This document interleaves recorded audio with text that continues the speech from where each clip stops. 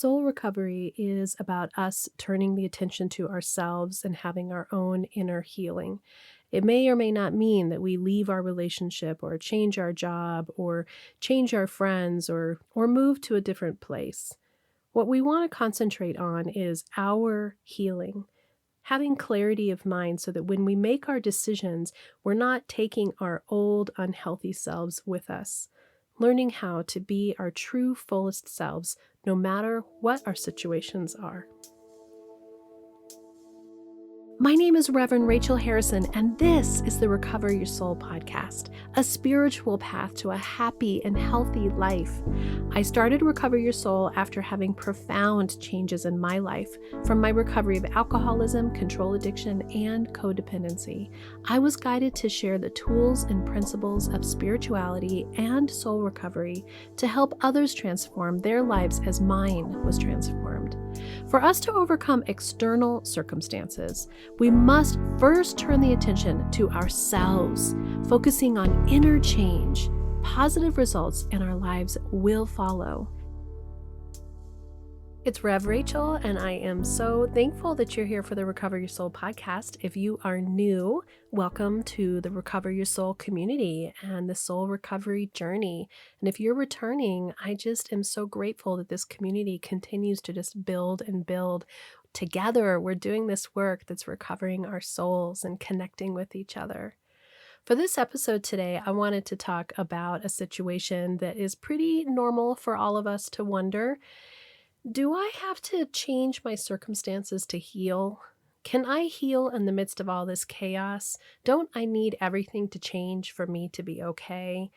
Shouldn't I leave my job? Shouldn't I leave my relationship? Shouldn't I leave my geographic location? Don't I need everything to be totally different for me to have a place where I can heal? That's our topic today. Do we have to change our life situation for us to be able to heal? Do we have to have something else be different, or can we be in the chaos and still do this process?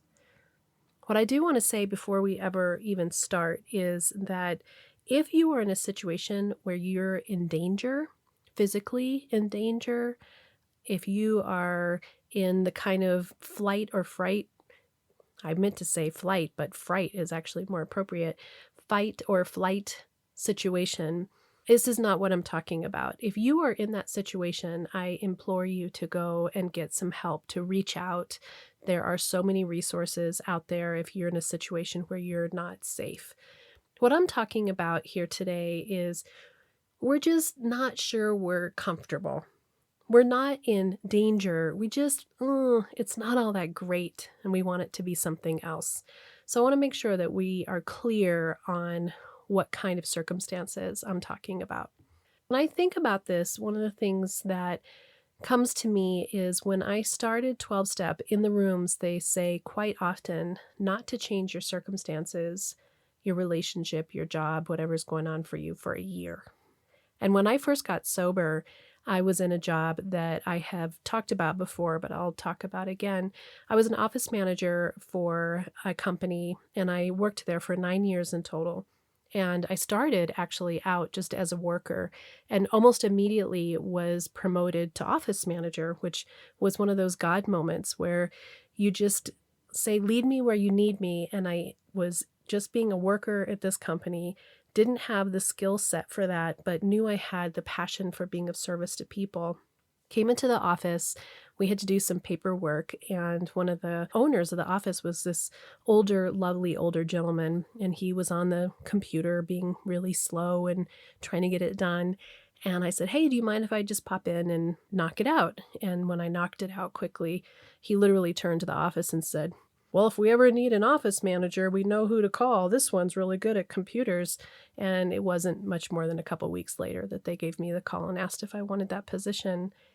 And that's a moment when we wonder, can we just trust that the universe has our back? Can we just trust that the universe has our back? And in that moment, I knew that I could trust. And that particular job for many, many of the years that I was there was a profoundly powerful position for me.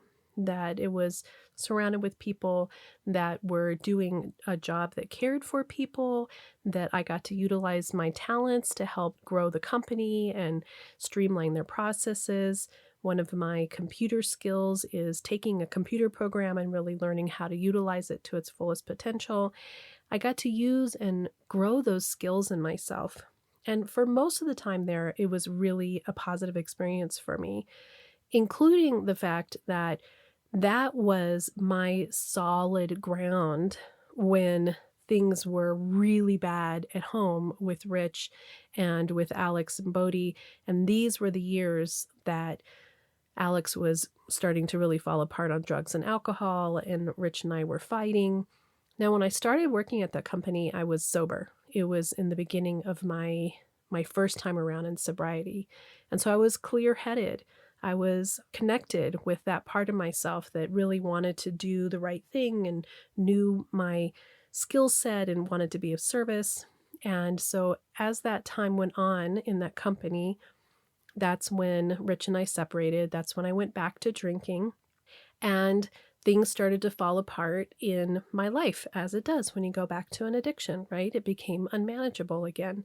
And as I've said before, in the first time I got sober, I did the work on quitting drinking, but I hadn't done the deep work on my thinking and my emotional state.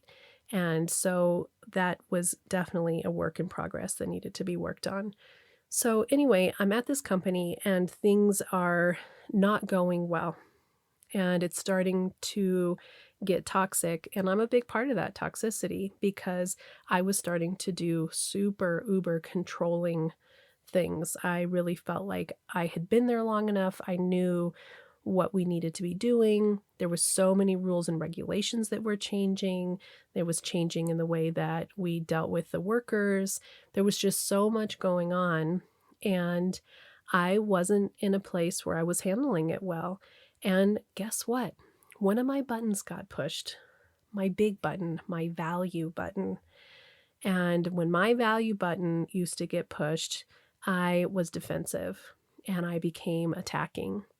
This is a long story to get to the fact that when I got sober this time in February of 2018, I was really miserable in this job, and I was not getting along with the management, and I was really struggling.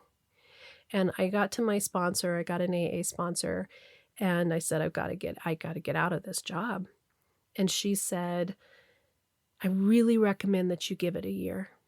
I really recommend that you give it a year because there is something that you can learn from being in that situation still and beginning to do your work.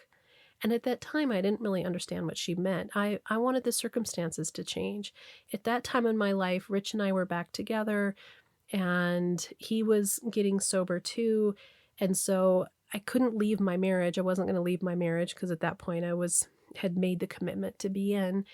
But I needed something to change because that's what we think is going to make us feel better. We think that changing something from the outside is going to heal what's going on the inside. And really, that suggestion that I stay in that job for one more year was a really hard one, but it was a really good one. And so it comes down to this place where we say, do I need to change my situation to be able to heal? And the real answer is that the situation is definitely important. Our circumstances, our marriage, our job, our relationships, these are how our internal way of being are reflecting out into the world. And yes, everybody else out in the relationships, they have to take ownership for their own part. Everything is two-sided. But as I've said so many times in soul recovery, our only control that we have is with ourself. Step 1 of soul recovery: admitted we are powerless over anything outside of ourselves, and recognizing that our suffering comes from our desire to control people, places, and circumstances. Step 1 of soul recovery.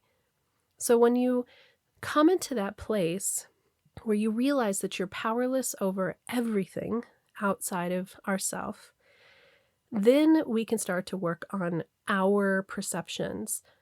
And so when we are in that situation, we're looking at these relationships, we're looking at these jobs, we're looking at these people, and they're still coming back and responding in the patterns that we've set up. They're still coming from this way that has been how it's been for all these years, or has been becoming all these years. And maybe you have someone in your life who's using, or maybe you have a relationship that's fallen apart, or maybe your job isn't filling you up like my job wasn't filling me up. But when we start doing this work, not because of them and not to change that, but to heal ourselves, something really profound happens. And, there's some truth that we don't end up where we are by accident. That if we can trust that everything is part of our curriculum of life, that everything is part of the flow of us being able to learn and being able to come even more into ourselves, sometimes those situations and those circumstances that seem so painful allow us to see parts of ourselves, shadows, parts of ourselves that we can begin to heal. Now, one of the things that happened in that year that I was in that job was there was a major crisis. Actually, the son of the owner died suddenly and tragically, and he was 34 years old. And he had been a big part of everyone's life, but even more so, he had been a big part of my boss's life. And she and I had been at odds with each other for a year at that point. Heartbreaking for me to have lost the relationship that I had with her, because she'd been so, so, so important to me, like a sister. And again, such a big part of that was me and how I was responding to her and her pain. So in this situation where her son dies, there was this ability for everything to kind of be washed away, and for the clarity of being of service to somebody, and to get out of my self-righteousness and out of my victimhood and out of my self-pity and start to say, how can I be of service to this company? How can I be of service to this person? What is mine to do? And I had this major reflection of the need to change how I was showing up, to change how I was interacting in the situation. And had I left that job when I wanted to, it would have been prior to his passing away. And I may have never had that chance to truly show up and be who I was as a soul and as the healthy person that I had been in that environment. That year was a really hard year, and it was my first year of sobriety, and I was going to meetings and doing the steps and just starting to peel my spiritual onion just a little bit. And at home, things were changing too. Rich was doing his recovery, but this relationship that I had been so tumultuous about, and wanting Rich to be different, wanting my relationship to be different, and just being in and out the door, as your foot in or out the door. And I was standing in it, no matter what was going on with it. I was making a commitment to stand in it. And that healing that happens when we decide that we're going to be in the fire, when we're going to be in the flame, and we're going to hold on and do this internal work, makes it so that we start to feel what's happening outside differently. And the truth is that if we leave relationships, and again, I'm not talking about dangerous ones or super toxic ones where it's just complete chaos and there's no space for healing. I want to have clarity about that. I'm talking about our general dissatisfaction with our relationships. If we run from them before we've done our internal work, we actually don't know whether there's healing available. We don't know what's really happening because we're coming only from this place of our own pain and suffering, of our own fear, of our own projection, of our own needs and our own hurt. So allowing ourselves to continue to be in these situations means that we can bring healing and light to where there's darkness and pain. And then once we've done that, once we have given ourselves this space to step back and be able to look more carefully, more clearly, then we can make decisions that are going to be healthier for us. That's what it means in 12-step when they say don't make any big decisions for a year. So in my situation, about a year was coming around, and again, it got really kind of funky. Unfortunately, it got a little funky there at the end of that job. But I think it got funky because I started to get attached to the idea that I was going to take on a bigger role at that company. And Spirit knew that wasn't my job. And I was attached to it because my self was attached to this identity that I had established for those 9 years prior. And it's interesting because sometimes I do think that there has to be a big shakeup because we don't want to leave what's safe. We don't want to leave what's comfortable, even if it's not 100% working. There's some part of it that we know how it's going to be. As it got closer to this potential of me taking on this bigger leadership role, everything just fell apart. It was big chaos that happened. But I was sober, and I was in a better place to take a look at what was going on. And I definitely could have handled a lot of it differently if I was then where I am now, but I wasn't. I did the best that I could with it. And in that moment, I was able to have the clarity that I was too attached to this role that I thought meant that I had quote unquote made it, right? And I wouldn't be sitting here today talking to you if I had had it the way that I thought that it was going to go. As a spiritual coach, I can support you on your path to make deep and real changes that will bring you a life of peace, happiness, connection, and abundance. Visit the website recoveryoursoul.net to book coaching sessions, read the blog, listen to some of my original music, and subscribe to receive email updates.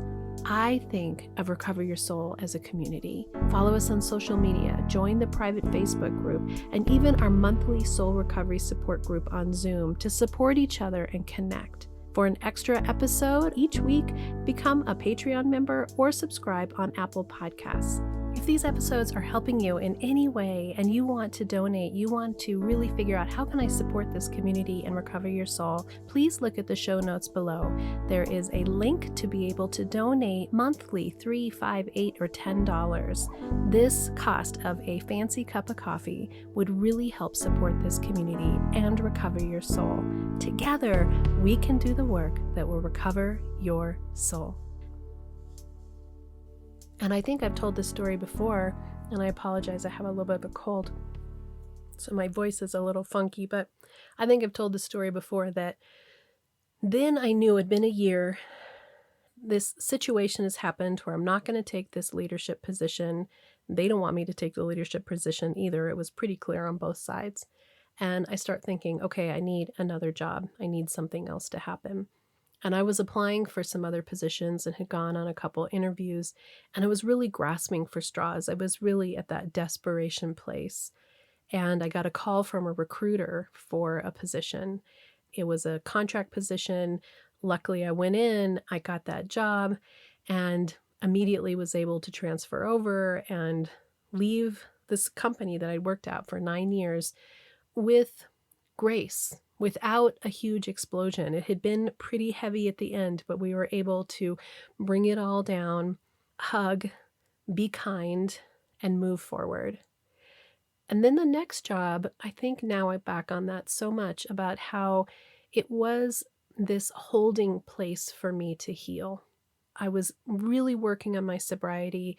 I really wanted to be healthy. I wanted it so bad. I was doing this for an entirely different reason than I'd ever done it before. And that I had been willing to stay in that circumstance until it was time for the next move, that the clarity that the next move was given to me at the right time, that Spirit handed me this safe other new job. It ended up being this great, easy place to be where the roles were very clear about what your job was, what yours to do was, what the hours were, what the expectation was. And I've told this story before. It was a lot of data entry, and I was able to just I listened to the Al-Anon speaker meetings on Spotify. There's a set of old speaker meetings. I listened to every single one of those, and I listened to podcasts, and I listened to books, and I listened to anything that I could get my hands on about recovery and about healing. And in that, I was able to settle my nervous system and just come back to this place that said, I trust and know that I'm being guided to the next place in my life, and that I don't have to be so afraid. I don't have to try so hard. And then that was the next step, where then I ended up having the opportunity to work at the spiritual center that I worked at for 2 years. So we think that we want to change our circumstances. And again, in my relationship with my husband, there were definitely times when I thought, I got to get out of here so that I can heal. But the more work that I do here inside of my soul, inside of my heart, in my mind, it's my mind that sees my circumstances the way that it sees them. It's my mind that decides whether I'm hurting or not. It's my mind that takes things personally. It's my mind that sees if I'm a victim or whether I'm empowered. It's me that decides. And through that, I've been able to stand in my life in some hard situations that I would have run from in the past. And more than that, I've had the opportunity to reflect so deeply on what was my part in these hurtful situations. And just to follow up on the story about that original company that I worked for, it's been 4 years since I worked there. That boss of mine had been so important to me for all those years. And it was really painful to have lost that relationship, because even though we left without there being a huge fire, it wasn't like we were going to reach out, and connect with each other, because we were both pretty hurt. Within this past year, I had found out that her husband had been sick. And so I reached back out to her. And now I've had so much time to reflect. I've had so much forgiveness. I've had so much release and awareness, and not forgiveness from the part that says someone did something to me and I'm going to let it go, but forgiveness from the perspective of there's nothing to forgive. It's just part of the process. It's part of all of our learning. And from it, there was so much that I learned.